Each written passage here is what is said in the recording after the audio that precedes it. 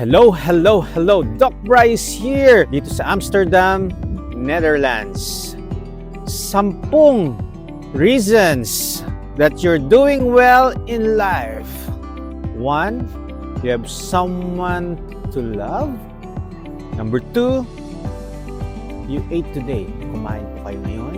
Number 3, meron tayong sinisilungan.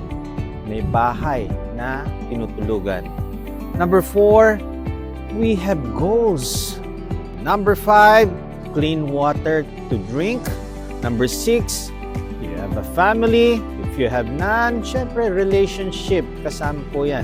Number 7, you can exercise. Simply as exercise, walking.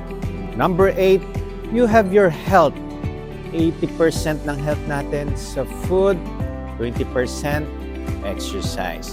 Number 9, you have a job para masustentuhan ang ating mga gastusin. And number 10, lastly, gumising po tayo today. You wake up and enjoy, fulfill this moment, adapt and evolve, be the best version of yourself.